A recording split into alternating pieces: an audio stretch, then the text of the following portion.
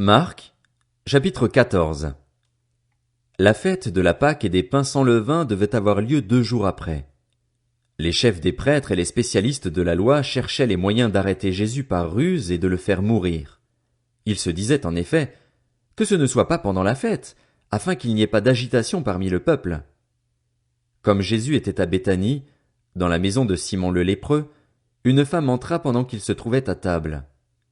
Elle tenait un vase qui contenait un parfum de nard pur très cher. Elle brisa le vase et versa le parfum sur la tête de Jésus. Quelques-uns exprimèrent leur indignation entre eux. « À quoi bon gaspiller ce parfum? On aurait pu le vendre plus de 300 pièces d'argent et les donner aux pauvres. » Et ils s'irritaient contre cette femme. Mais Jésus dit, « Laissez-la. Pourquoi lui faites-vous de la peine? Elle a fait une bonne action envers moi. En effet, vous avez toujours les pauvres avec vous et vous pouvez leur faire du bien quand vous le voulez, mais vous ne m'aurez pas toujours. Elle a fait ce qu'elle a pu, elle a d'avance parfumé mon corps pour l'ensevelissement. Je vous le dis en vérité, partout où cette bonne nouvelle sera proclamée, dans le monde entier, on racontera aussi en souvenir de cette femme ce qu'elle a fait. » Judas l'Iscariote, l'un des 12, alla vers les chefs des prêtres afin de leur livrer Jésus. Ils se réjouirent en l'entendant et promirent de lui donner de l'argent. Quant à Judas, il se mit à chercher une occasion favorable pour le trahir.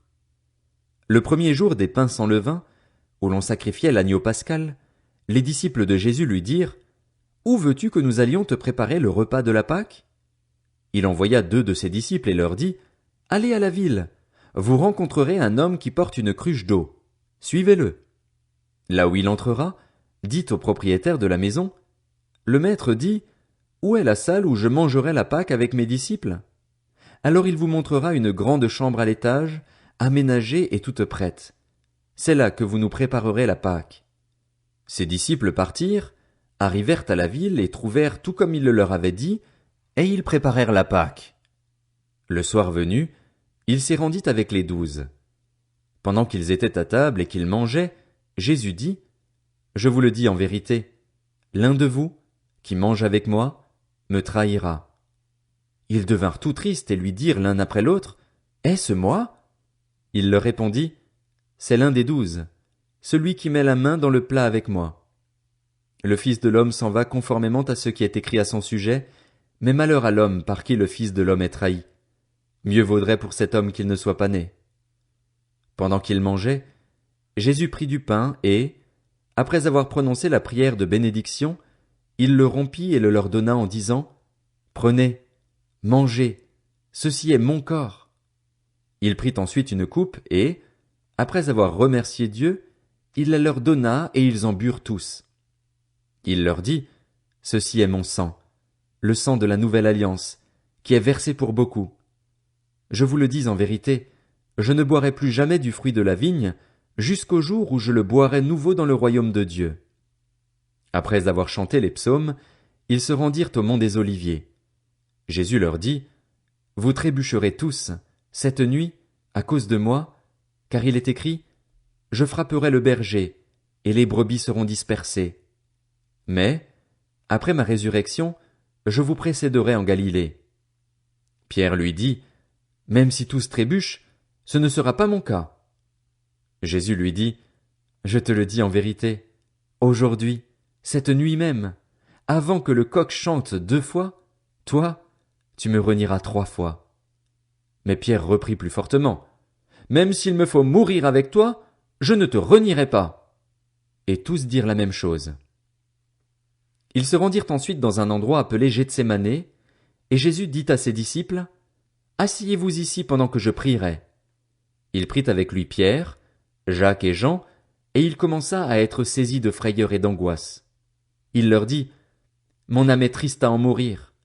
Restez ici, éveillés. » Puis il avança de quelques pas, se jeta contre terre et pria que, si cela était possible, cette heure s'éloigne de lui. Il disait, « Abba, Père, tout est possible. Éloigne de moi cette coupe. Toutefois, non pas ce que je veux, mais ce que tu veux. » Il vint vers les disciples, qu'il trouva endormis, et il dit à Pierre, « Simon, tu dors, tu n'as pas pu rester réveillé 1 seule heure. Restez vigilants et priez pour ne pas céder à la tentation. L'esprit est bien disposé, mais par nature l'homme est faible. Il s'éloigna de nouveau et fit la même prière. Il revint et les trouva encore endormis, car ils avaient les paupières lourdes. Ils ne surent que lui répondre. Il revint pour la 3e fois et leur dit, « Vous dormez maintenant et vous vous reposez. C'est assez. L'heure est venue. Voici que le Fils de l'homme est livré entre les mains des pécheurs. Levez-vous, allons-y. Celui qui me trahit s'approche. » Il parlait encore quand soudain arriva Judas, l'un des 12, avec une foule armée d'épées et de bâtons envoyés par les chefs des prêtres, par les spécialistes de la loi et par les anciens. Celui qui le trahissait leur avait donné ce signe.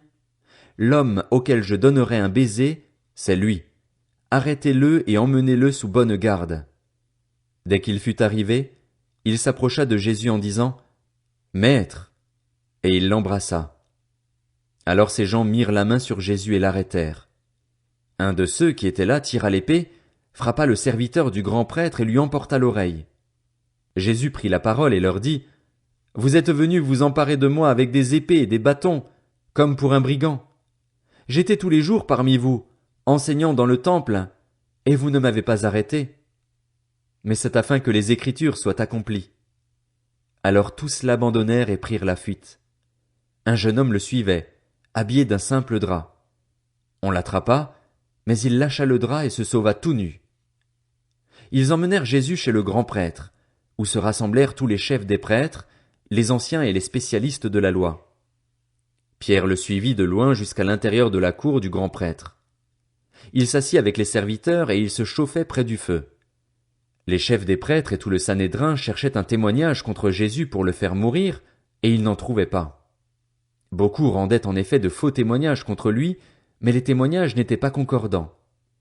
Quelques-uns se levèrent et portèrent un faux témoignage contre lui en disant « Nous l'avons entendu dire, je détruirai ce temple fait par la main de l'homme, et en 3 jours j'en construirai un autre qui ne sera pas fait de main d'homme. » Même sur ce point-là, leurs témoignages ne concordaient pas. Alors le grand prêtre se leva au milieu de l'assemblée et interrogea Jésus en disant « Ne réponds-tu rien? Pourquoi ces gens témoignent-ils contre toi ?» Mais Jésus gardait le silence et ne répondit rien. Le grand prêtre l'interrogea de nouveau et lui dit « Es-tu le Messie, le Fils du Dieu béni ?» Jésus répondit « Je le suis, et vous verrez le Fils de l'homme assis à la droite du Tout-Puissant et venant sur les nuées du ciel. » Alors le grand prêtre déchira ses vêtements et dit « Qu'avons-nous encore besoin de témoins? Vous avez entendu le blasphème. Qu'en pensez-vous » Tous le condamnèrent, déclarant qu'il méritait la mort.